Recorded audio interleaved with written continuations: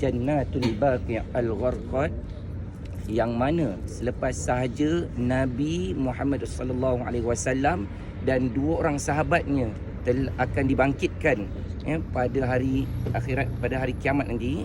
Apabila mereka dah bangkit, mula Rasulullah lah akan bangkitkan orang yang pertama, kemudian dua orang sahabatnya. Selepas tiga orang ni dibangkitkan, seluruh ahli Baqi' yang tanam di sini akan dibangkitkan.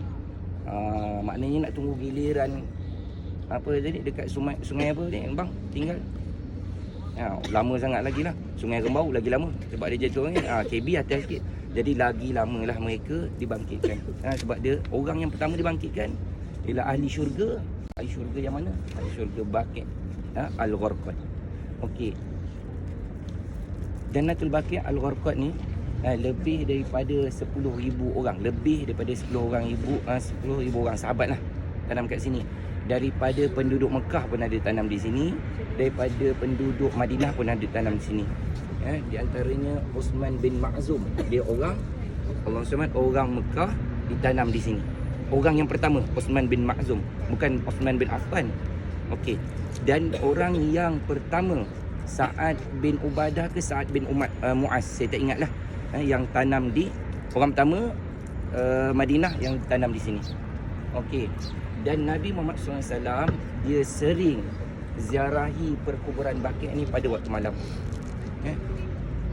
Sehinggalah 12 hari sebelum, kalau tengok Haikal Maktum tu, nanti boleh cek semula, Nabi Muhammad SAW ni dia sering datang ke Jannatul Baqi' ni, perkuburan Baqi' ni setiap malam sehingga 12 hari sebelum tu, sebelum kewafatan dia sakit kepala selepas menziarahi seorang sahabat kat sini lah. Kemudian dia balik rumah dia tanah perkuburan dia sekarang ni lah, yang kubah hijau tu. Balik-balik dia baru nak cerita kat Aisyah yang dia sakit kepala. Belum cerita lagi ke Aisyah dah beritahu dulu, sakit kepala jugalah. Maknanya manjanya Sayyidina Aisyah. Waktu tu lah, daripada rentetan sakit kepala, demam, lepas tu satu hari dia yang paling sedih sekali cerita 5 hari lagi Nabi nak kewafatan Nabi. Tu paling sedih sekali. Tapi awal-awal tu dah nampak dah Nabi letih. Nabi kata, aku merasai racun ataupun bisa daripada racun yang aku telah terkena dekat, kan Rasulullah pernah diracuni kan. Bisa tu masih lagi ada rasa dalam diri dia.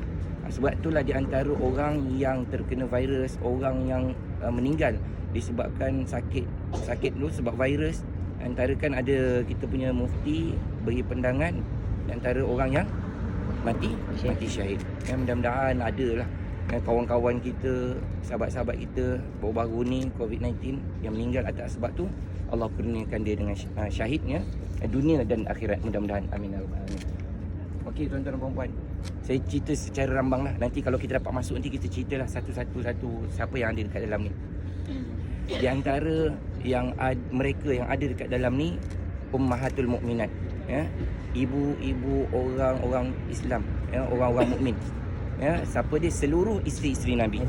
Isteri Nabi kecuali Sayyidatina Khadijah binti Khuwailid radhiyallahu anha. Dekat mana? Dekat Makkah, dekat Mekah. Dan satu lagi Maimunah. Perjalanan nak ke Mekah tu ada dekat tepi jalan besar lah, perkuburan isteri Nabi Maimunah, dekat Mekah. Okey. Yang lain tu dekat sinilah. Hafsah isteri dia, Aisyah, semua dekat sini. Okey, kita masuk je pintu depan tu, nanti sebelah kanan tu ada isteri-isteri Nabi. Kemudian ada satu, dia macam border tau. Dia macam kalau orang-orang figure besar, orang-orang yang terkenal, dia kan ada batu-batu besar kelilingi dia, macam divider sikit. Ada seorang dia ditanam kat situ, itu anak Rasulullah SAW, iaitu Sayyidatina Fatimah Az-Zahra binti Sayyidina Muhammad Rasulullah SAW. Okey, di sebelah, okey, ini lepas tu dia ada satu macam ni lah, pagar juga besar sebelah kanan atas. Kat situ kebanyakannya Ahlul Bait, cucu anak-anak Rasulullah SAW ditanam dekat sana. Kecuali Hasan, Husin, kita tahu kan, Hasan, Husin dekat Karbala semua. Tapi kebanyakan wari-wari Nabi ditanam dekat situ atas sikit. Kemudian Sayyidina Muhammad Ali bin Zainal Abidin, bukan Sayyidina Ali bin Zainal Abidin Muhammad cucu kepada Sayyidina Ali. Nama dia Ali juga. Anak kepada Husin bin Ali. Ali bin Zainal Abidin dekat sana. Kemudian dekat situlah ada pakcik-pakcik Nabi, Ja'far At-Tayyar. Sebelah sana memang Ahlul Bait.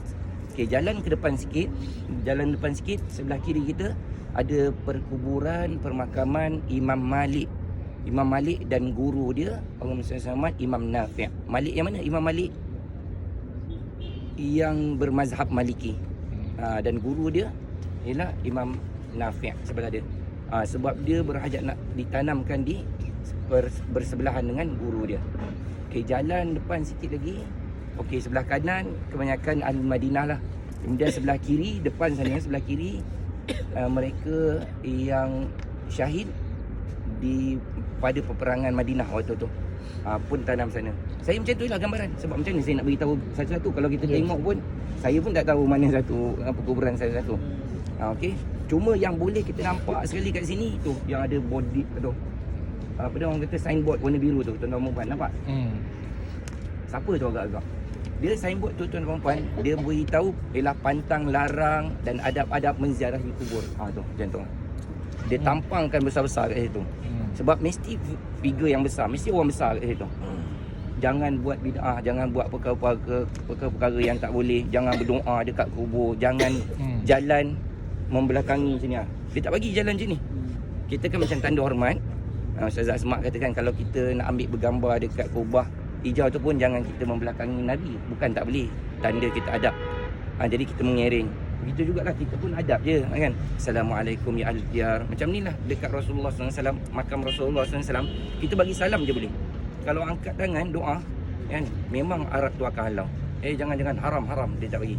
Maknanya dia dah bagi petanda kat situ awal, peringatan kat situ. Jangan buat perkara-perkara yang menyalahi dan jangan buat perkara-perkara yang syirik. Dekat sana.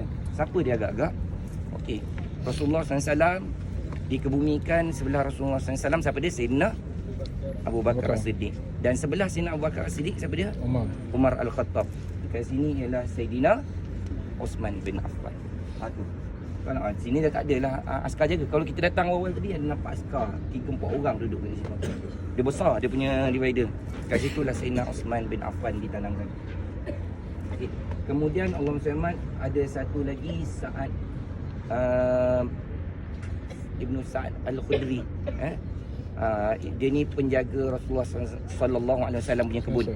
Kemudian Halimatus Sa'diyah, saya tak pasti di belakang ke kat depan. Sebab dah tak ada batu nisan kan. Kan dia orang buat macam ni je. Untuk apa? Untuk satunya kita tak adalah khusyuk dekat situ semata-mata kan. Macam bila kita tahu air Zam-Zam dekat mana, Hijr Ismail dekat mana, Hajar Aswad dekat mana, Multazam dekat mana, tu yang jadi orang berpusu-pusu. Bila kita sampai je dekat ruku Yaman itu dah lengang. Sebab orang tak tahu apa fadilat dia dan tak ada apa-apa tanda. Sebab itulah dia buat macam tu juga supaya tak ada apa-apa tanda dan supaya kita tak adalah beria sangat dekat situ. Dan diorang letakkan batu-batu dan diorang siram. Diorang siram bukan siram macam kita. Diorang siram ni atas sebab supaya debu-debu tu tak naik. Kita habis sebaldi kan, zoom kan. Kita tak apalah, ulama kata setiap benda yang tumbuh, setiap tumbuh-tumbuhan yang tumbuh dekat kuburan kubur orang yang meninggal ni dikebumikan tu akan berzikir untuk ahli dia. Okey tuan-tuan, saya tak cerita banyak lah, saya ambil sikit-sikit orang-orang yang ada kat sini. Sayyidina Aisyah kita tahulah cerita dia.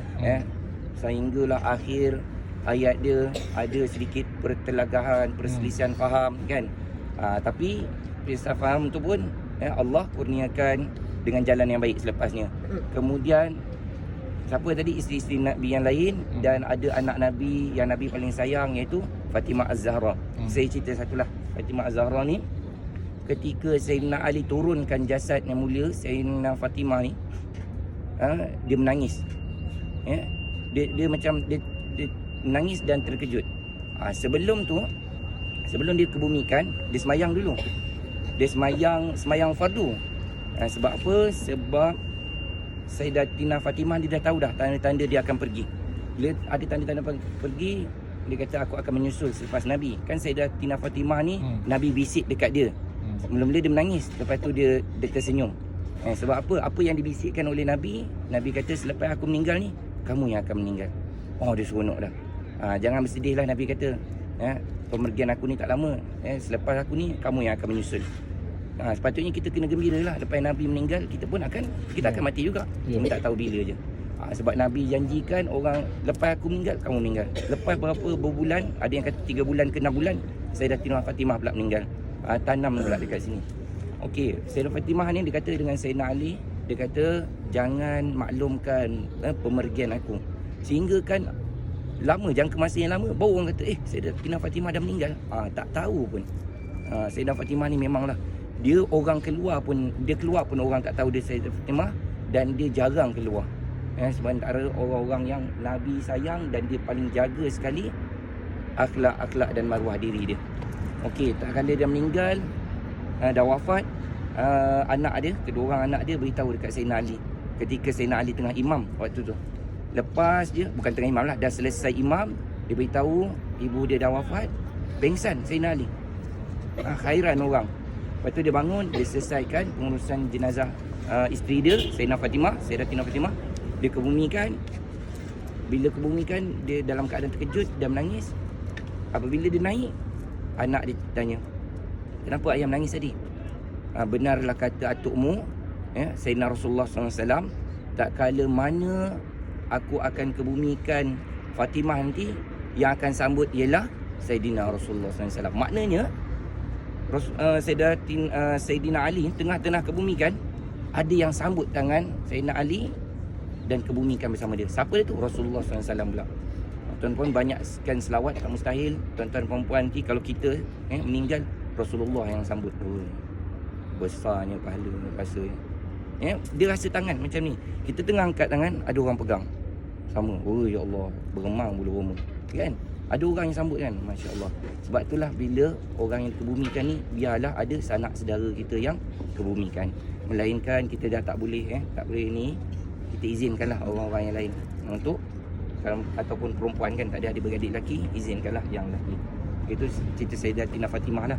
Kemudian Sayyidina Osman, saya tahu Sayyidina Osman ni banyak lagi cerita sahabat-sahabat kat sini. Sa'ad Al-Khudri, Muaz bin Sayyidina Muaz, ramailah kat sini. Abdullah bin Zubair yang gegar Arash kan. Lepas tu kata ribuan malaikat angkat jenazah dia tu, orang rasa kandang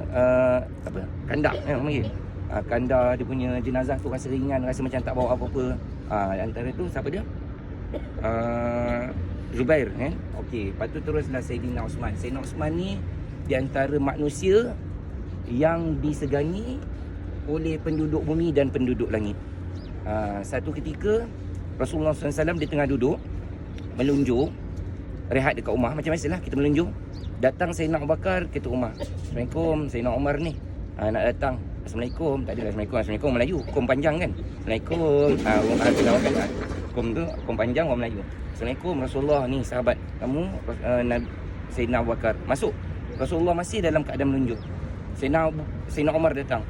Sayyidina Umar datang, duduk sebelah Rasulullah SAW pun dalam keadaan menunjuk. Sampai Sayyidina Osman datang ke rumah.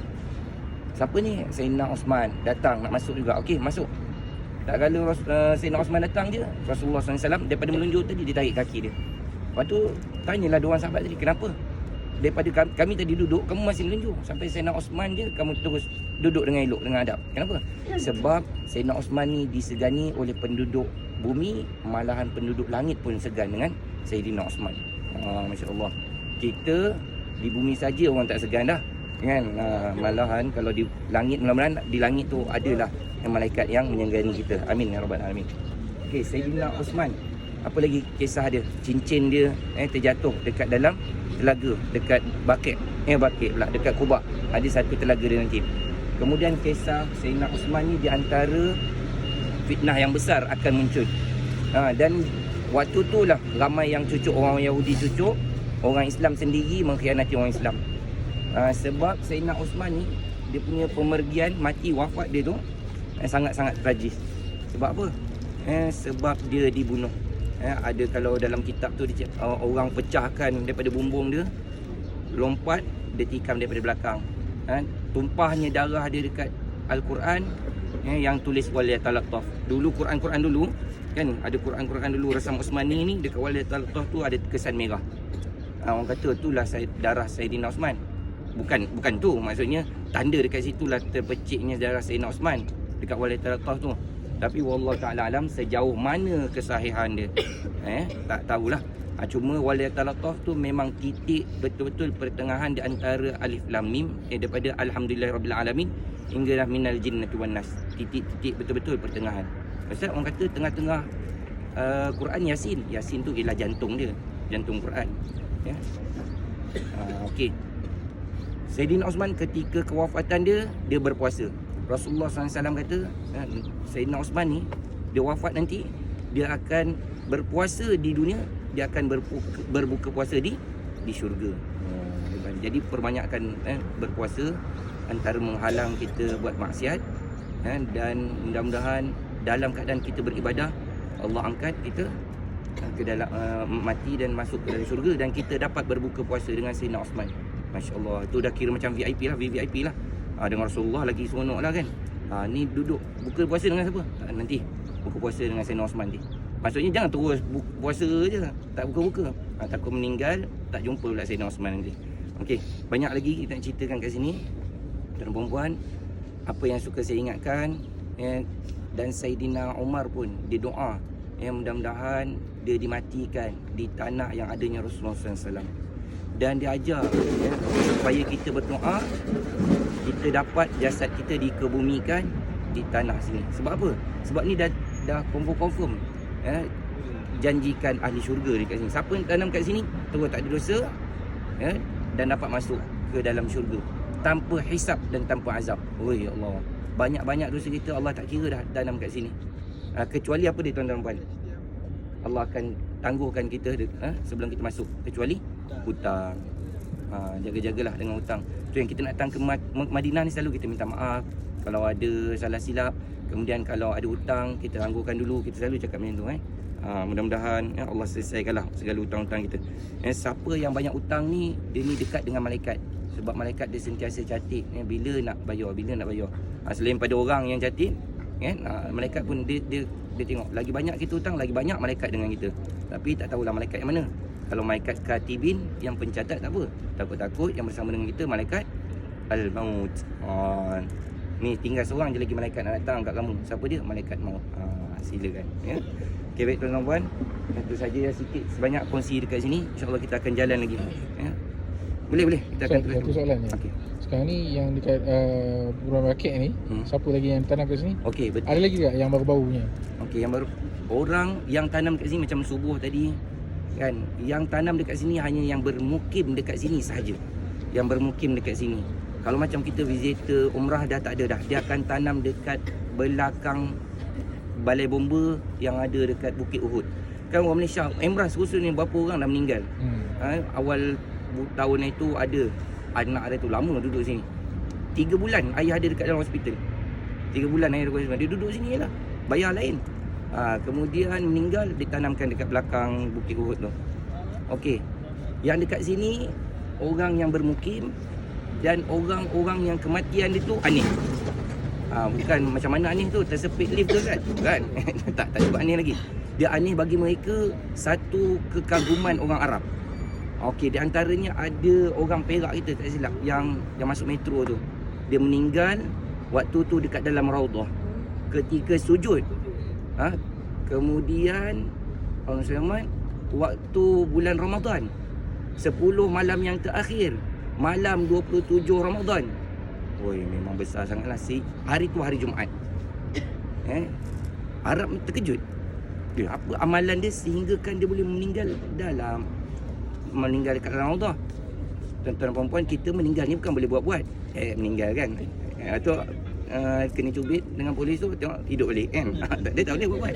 Okey, jadi dia meninggal dalam raudhah malam Jumaat 10 malam terakhir 27 Ramadan. Kira-kira malam tu malam Lailatul Qadar lah.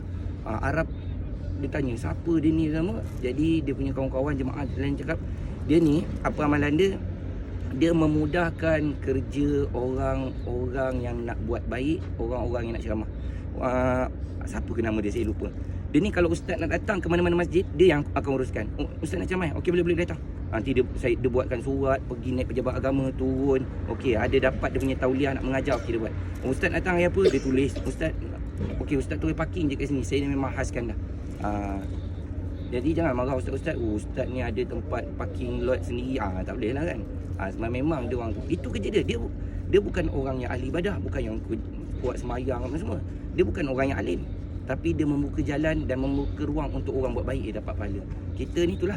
Kalau tak dapat, khusus saya lah, tak dapat buat semayang malam sampai ke subuh, tak dapat nak mengaji 30 juzuk Quran, habiskan dalam 2 minggu ni, tak dapat zikir 30,000, kurang-kurang kita dapat mudahkan cara untuk orang beribadah, dah cukup baik dah. Baik di sisi Allah SWT. Kadang-kadang tu lah kita nampak macam biasa je, mudahkan kerja abang, turun naik lift, ambil kad baru. Nampak orang tu. Kalau saya meninggal tu, mudah-mudahan Allah jadikan juga saya tanam di kat sini. Amin. Kita tak tahu. Kerja mudahkan kerja jemaah-jemaah yang lain. Saya cakap sesama kita sendiri. Kita nanti ada satu orang, Wan nenek, dia jarang dia naik GMC. Dia cucu dia yang bawa dia. Saya minta tolong sangat-sangat jemaah yang muslimat nanti tolonglah. Kalau anak lelaki tak boleh tolak ke dalam. Dan Wan nenek tu dia kena tolak. Jadi siapa-siapa ada jemaah kita nanti minta tolong tolak lah. Nanti anak dia saya tu tunggu masuk untuk keluar, nanti anak dia, cucu dia akan tunggu. Dia naik GMC malam. Tak perasan budak tu Akif nama dia. Kurus je. Dari semayang tasbih dengan kita, kalau aktiviti dia akan ikut. Cuma pagi ni dia kata dia demam, dia tak dapat ikut. Budak tu kurus je. Ya. Antara orang yang ni lah, baguslah dia bawa nenek dia semua kan. Jadi saya minta lah mana-mana jemaah nanti yang masuk sekali dengan dia, tolong tolakkan dia lah. Akak, mana kak? Ini kita di antara orang yang mana kakak ini? Okey. Kak kan kalau ada kederat sikit. Kalau dulu kita ada hire pembantu macam Ustazah semua, sekarang tak boleh. Kalau Ustazah tu datang pun, nanti kan kalau yang trip lepas tu dia tak boleh buat apa sebab dia tak ada booking slot. Jadi dia tak boleh tu. Dan kebiasaannya orang yang tolak wheelchair ni, dia akan ada jalan dia, Allah ada special lane. Terus. Dia terus cross the line, special laps. Kan tu. Kadang dia orang yang ni lebih lama. Orang dah masuk, dah keluar, dia tak keluar lagi. Lepas tu kan baru dia keluarkan. Jadi ustaz, kami semua nak tolak. Tak boleh lah seorang tolak sikit-sikit. Jadi minta bantu tu. Mudah-mudahan kita mudahkan urusan dia. Allah beri kelebihan kita semayang dekat dalam tu lebih lama ke apa semua. InsyaAllah itu saja untuk yang dekat permakaman Baqi ni. Kita akan teruskan sikit lagi perjalanan kita ke sana. Saya bawa